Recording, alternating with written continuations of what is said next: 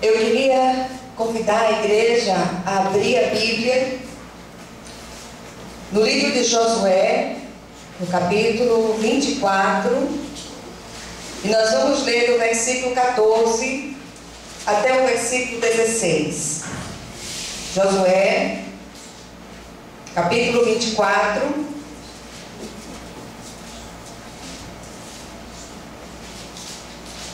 capítulo 24, do versículo 14 até o 16. Que você possa ajudar alguém que está próximo a encontrar o texto.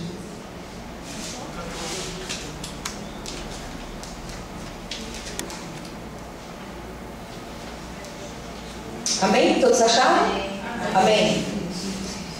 Então diz assim a palavra do Senhor: agora, pois, temei ao Senhor e servi-o com integridade e com fidelidade. Deitai fora os deuses aos quais serviram vossos pais da além do Jordão, do Eufrates, e no Egito, e servi ao Senhor. Porém, se vos parece mal servir ao Senhor, escolhei hoje a quem servais. Se aos deuses a quem serviram vossos pais, que estavam da além do Eufrates, ou aos deuses dos amorreus em cuja terra habitais, eu e a minha casa serviremos ao Senhor. Então respondeu o povo e disse: longe de nós o abandonarmos o Senhor para servirmos a outros deuses. Amém? Amém. Glória a Deus. Vamos orar. Senhor nosso Deus, nosso Pai, nós queremos buscar a Tua presença nessa noite de um modo vivo, de um modo real. E rogamos a Ti, Senhor, que o Senhor venha apagar as nossas transgressões, purificar os nossos lábios, falar aos nossos corações nessa noite, de um modo real, de um modo particular. Que o Senhor possa vir com muita liberdade, tudo aquilo, Senhor, que tentar de alguma forma roubar essa palavra ou distorcê-la de alguma forma, nós já repreendemos em nome de Jesus, clamando a Ti que Tu venhas falar ao coração de cada um de nós, em nome de Jesus Cristo. Amém? Amém. Eu queria hoje começar essa palavra trazendo uma pergunta à igreja: a quem estamos servindo efetivamente? O texto que nós lemos, ele está no último capítulo, na verdade, do livro de Josué, e traz as palavras finais de Josué ao povo de Deus. O povo, naquele momento, estava de posse de vitória, acabara de entrar na terra prometida, e tudo quanto Deus dissera que faria ao povo se cumpriu. E é muito interessante que tem um versículo, que é o versículo 13, que diz assim: dei-vos a terra que não trabalhastes, e cidades que não edificastes, e habitais nelas. Comeis das vinhas e dos olivais que não plantastes. Tudo que o Senhor havia prometido a Israel, o Senhor cumpriu. Uma aliança é feita entre duas partes. Deus havia cumprido a parte dele naquela aliança, mas Israel, aqui e acolá, tropeçava, falhava em cumprir a sua, voltando às práticas aprendidas no Egito. Uma vez eu preguei um texto, falando num outro texto da palavra, e eu disse que o povo de Israel havia se egipcianizado, tornou-se familiarizado com os 430 anos de cativeiro. O povo tornou-se familiarizado com todas as práticas religiosas, políticas e filosóficas do Egito. O Deus ao qual servimos é um Deus de pacto, é um Deus de aliança, e reclama para si o povo que Ele escolheu para louvor da sua glória. O Senhor não é Deus de rituais, mas é Deus de relacionamento. E enquanto na nossa caminhada com Ele nós não entendermos isso, nós vamos deixar de receber e deixar de gozar daquilo que nós temos direito como nossa parte na promessa de Deus, na aliança de Deus, no pacto com o Senhor. O problema da infidelidade do povo de Deus não é novo. E mesmo em nossos dias nós conseguimos enxergar essa prática maligna de uma forma muito acentuada nos nossos dias. O Senhor, Ele traz uma palavra através do profeta Jeremias, no capítulo 2, no versículo 13, que diz o seguinte: 2 males cometeu o meu povo, a mim me deixaram o manancial de águas vivas, e cavaram cisternas rotas, que não retêm as águas. Nós percebemos aqui um lamento de Deus nas palavras do seu profeta. A tendência de abandonar o Senhor é antiga, sobretudo em um tempo em que o espírito de engano está muito mais sofisticado do que naqueles dias. Nós estamos começando um ano e a minha proposta nessa noite é que nós hoje, à semelhança do que aconteceu ali naqueles dias, nós restauremos a nossa aliança com Deus, que nós possamos voltar à prática das primeiras obras. Eu não estou propondo a você uma religiosidade ritualística, eu não estou propondo a você uma obediência mecânica, eu estou propondo a você que busque por si mesmo um relacionamento íntimo e estreito com esse Deus vivo, esse Deus que pode mudar todas as coisas, esse Deus que pode transformar todas as coisas, e que o nome do Senhor, Ele seja glorificado, para que nós não sejamos seduzidos a abandoná-lo, como o povo de Israel do passado e como o povo de Israel do presente, o povo do Israel espiritual dos nossos dias.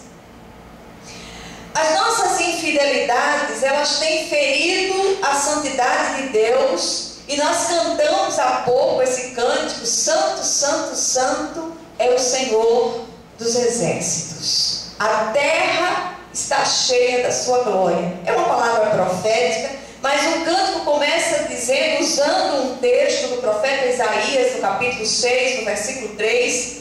Esse texto mostra que a santidade de Deus é o único atributo do Senhor que é repetido de forma tríplice na palavra. E todas as vezes que um atributo de Deus é repetido, ou algo do Senhor, da parte do Senhor, é repetido de forma tríplice, é que o Senhor está querendo trazer uma ratificação, uma confirmação, e deseja que nós não nos esqueçamos que o Senhor é santo, santo, santo. Amém. Mas sabe o que é que acontece? Parece que há um Alzheimer espiritual que nos tem feito perder de vista a santidade do Senhor. Deus é santo e requer do seu povo essa santidade. Ele diz: sereis santos porque eu sou santo. E ser santo, do ponto de vista bíblico, é ser separado para Deus. Santo significa isso. Não é aquelas imagens que você imagina que está ali no andor, no resplendor, no altar. Não é isso. Santo é ser separado para Deus. E o Senhor escolheu para Ele um povo para louvor da sua glória.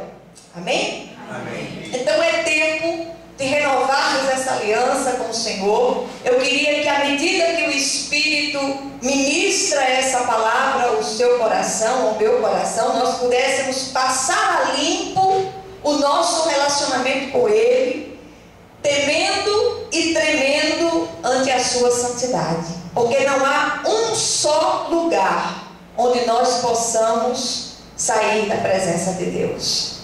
E muitas vezes nós temos a tendência de achar que o Senhor está apenas nas quatro paredes da igreja visível.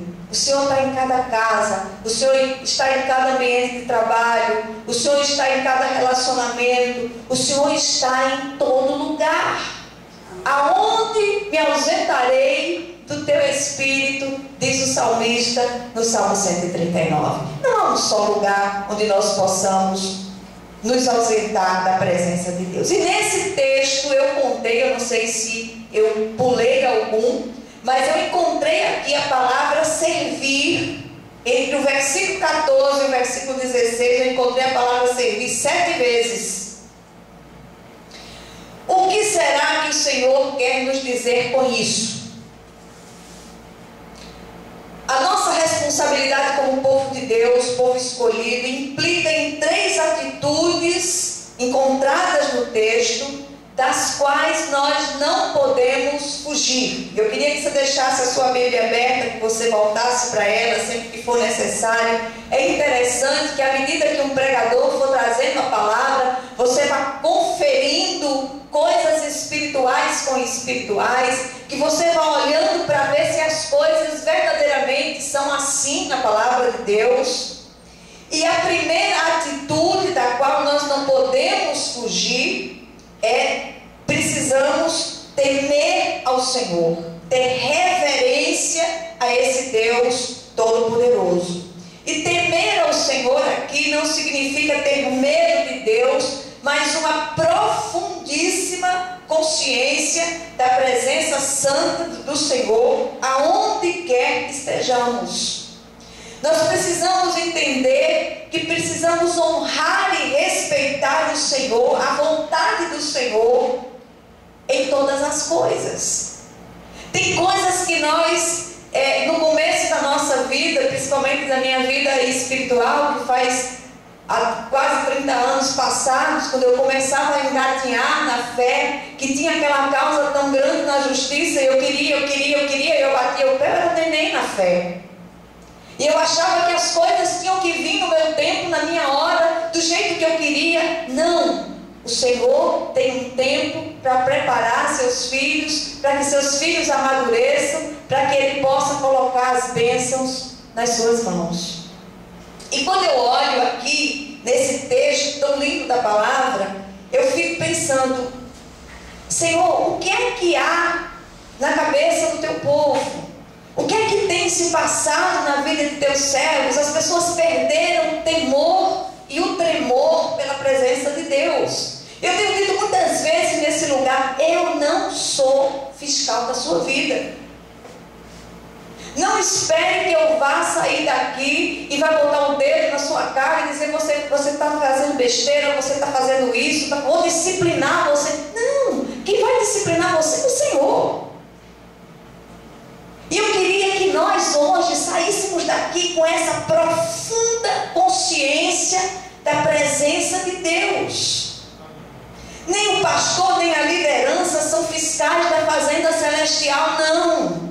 Nem estão vendo quando você fecha aquele negócio escuso, quando você, para levar vantagem em uma situação, você transige com o pecado. A igreja, a liderança da igreja não está vendo, mas o Senhor está. E eu me lembro muito de uma palavra que eu ouvi da irmã Edna. Irmã Edna fazia parte da minha classe de escola dominical, era minha aluna, mas eu que devia ser aluna dela. E ela nos contou uma história certa vez que um missionário saiu pelo sertão anunciando a palavra e sentiu fome. E ele levava o menino pegado na mão e entrou num roçado de milho e olhou para um lado e olhou para o outro e disse, meu filho, ninguém está olhando, vamos tirar uma espiga e vamos comer. E o menino olhou e disse, pai, não tem ninguém olhando, mas o Senhor esqueceu de olhar para cima. Então muitas vezes nós esquecemos de olhar para cima. Você quer ver outra coisa? A liderança. Não é possível. É possível. Tem alguma coisa errada. O bicho acabou. Quer pegar isso aqui, não? Quer pegar.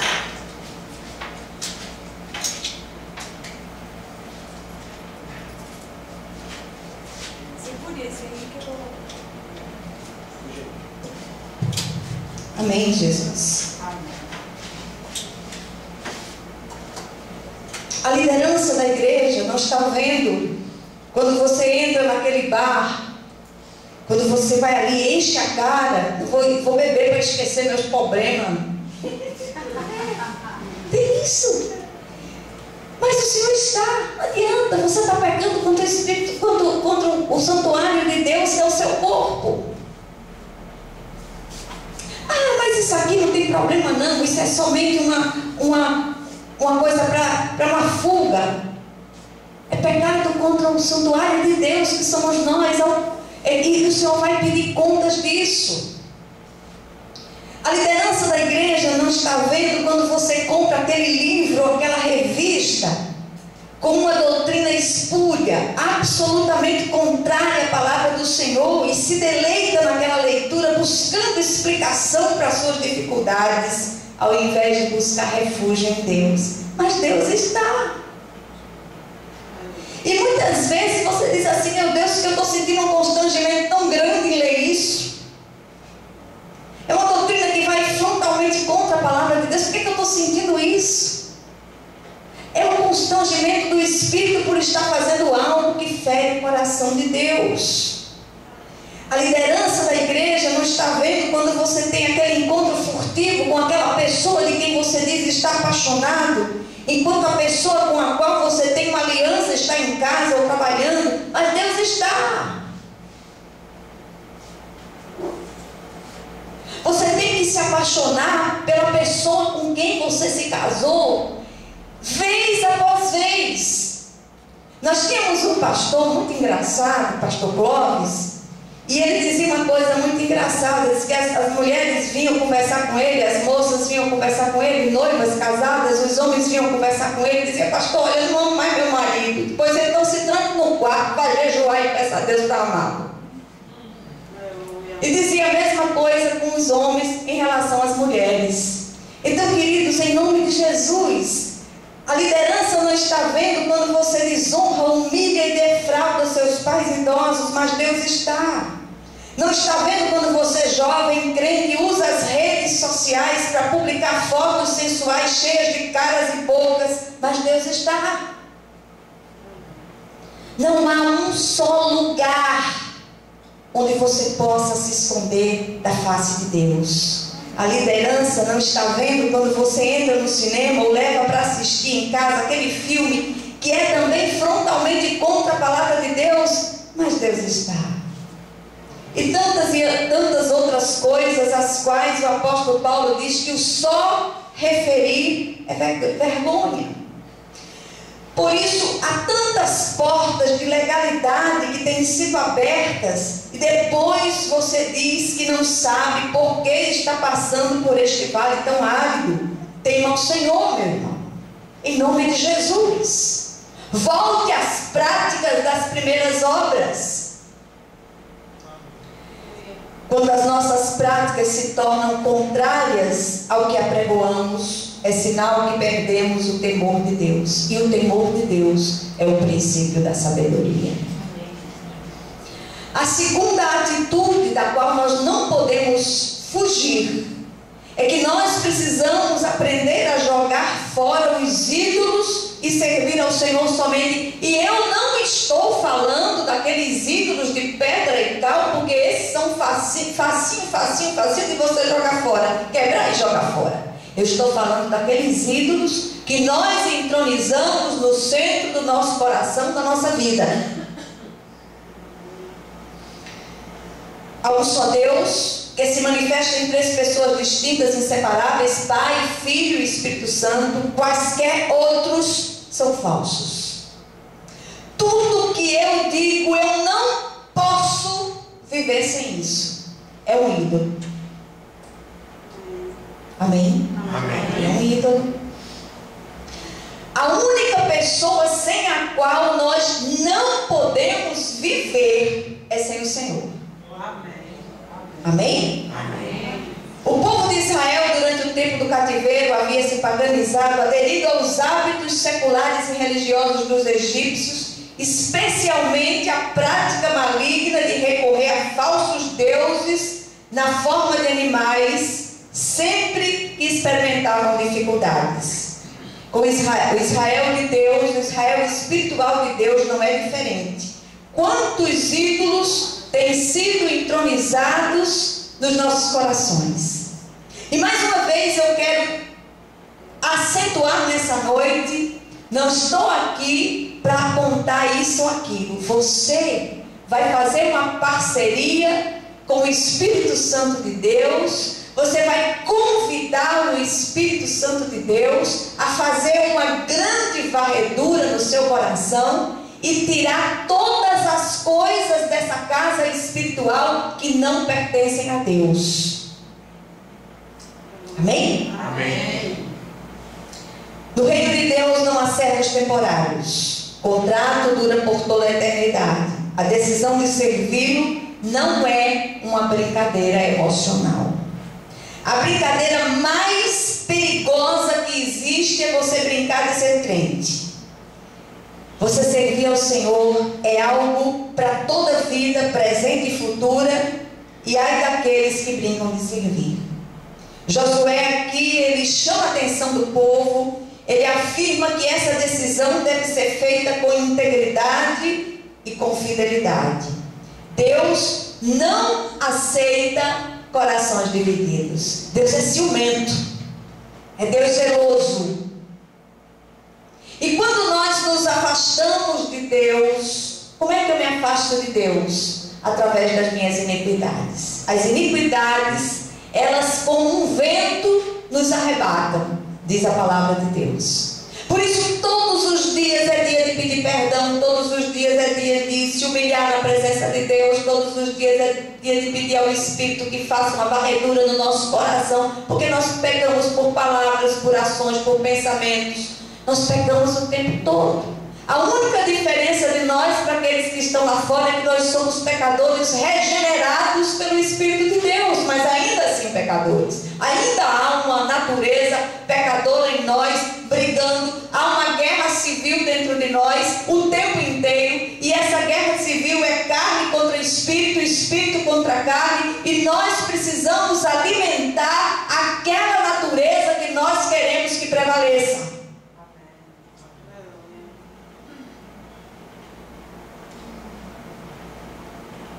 Que o nome do Senhor ele seja glorificado. Muitos querem servir ao Senhor e ao dinheiro, ou querem um Deus self-service que atenda seus desejos egoístas e carnais, e quando não são atendidos, agem como crianças mimadas, batem o pé, não vou mais ali, não quero saber mais desse Deus. Isso é meninice espiritual. A igreja precisa crescer, o povo de Deus precisa crescer, a igreja precisa acordar. Jesus está às portas, está enfeitando e preparando a sua igreja para subir. Alguns ainda tentam espiritualizar seus desejos carnais, sua cobiça, com uma maquiagem de fidelidade, dizendo: eu quero que Deus me abençoe com muito dinheiro para eu ofertar na obra missionária. Mentira.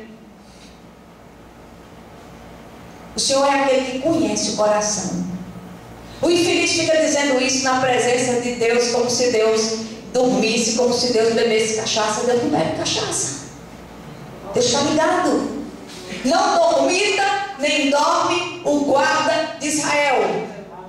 A palavra ainda não chegou à nossa boca, o Senhor já conhece. Aí sabe o que ele faz com o infeliz mentiroso? Ele só dá a ele o necessário para ele sobreviver. Ele deixa de ser mentiroso. A quem estamos servindo afinal? A quem achamos que estamos enganando? A Deus? Certamente que não. E nós temos falado muitas vezes aqui, e de muitas formas, e até das mesmas formas, que o Senhor, Ele vê mentes e sonda corações. As nossas exterioridades, as nossas crentices, os nossos jargões pentecostais, as nossas caminhadas entre prevaricações e aleluia, não convencem a Deus. O Senhor, Ele vê, Ele prescruta o mais profundo do nosso coração. A terceira e última atitude é escolher e priorizar o Senhor. Sabe qual é a ordem de prioridade para o certo? Deixa eu dizer. Deus em primeiro lugar. Segundo lugar, família, cônjuge, filhos. Terceiro lugar, obra de Deus. Amém? Amém. Josué fez a escolha certa. Ele disse: eu e a minha casa serviremos ao Senhor. Nós também precisamos fazer. Será que nós podemos hoje bradar como Josué, ainda que pela fé, eu e a minha casa serviremos ao Senhor? Você pode declarar isso? Eu e a minha casa serviremos ao Senhor. Amém, Jesus. Glória a Deus. Ninguém é obrigado a servir a Deus, a entregar-se a Ele. Mas se fez essa escolha, se foi alcançado pela misericórdia de Deus, ela deve ser com integridade, de forma plena, porque de Deus não se zomba, não se zomba. Aquilo que o homem semear, isso também ceifará. Escolher a Deus significa dar a Ele a primazia em todas as coisas, dar-lhe o primeiro lugar em tudo. E Jesus ratifica essa verdade. Lá em Mateus ele diz o seguinte: buscai em primeiro lugar o reino de Deus e a sua justiça. As demais coisas vos serão acrescentadas. Amém. Você quer viver dias de paz sobre a terra? Eu falo de paz interior, não falo de paz circunstancial. Priorize Deus na sua vida. Diga: Senhor, o Senhor é o maior amor da minha vida. Senhor, o Senhor é o primeiro lugar na minha vida. O Senhor está em primeiro lugar na minha vida. E depois disso, depois dessa decisão, o povo, tocado pelas palavras ungidas de Josué, declarou: longe de nós o abandonarmos o Senhor. Essa decisão, ela deve ser consciente e permanente para se tornar restauradora. Amém? Amém. O que o Senhor está requerendo de nós nessa noite, nesses primeiros dias do mês de janeiro do ano de 2012, o que é que Ele está requerendo de nós? Em primeiro lugar, precisamos restaurar o temor do Senhor em nosso coração, que é o princípio da sabedoria. Pense nisso sempre que tiver que sair e entrar, ir e vir, deitar e levantar, comprar e vender, trabalhar e se divertir. Lembre-se, não há um só lugar em que possamos nos esconder de Deus. Amém? Amém. Segundo lugar, afinal, a quem estamos servindo efetivamente? Será que verdadeiramente estamos servindo ao Senhor com integridade e fidelidade de coração? Fica a reflexão para cada um de nós nessa noite. Que nós possamos sair daqui com a firme convicção de se colocar diante de Deus como Josué, dizendo: eu e a minha casa serviremos ao Senhor. Amém? Vamos nos dividir para orarmos uns pelos outros.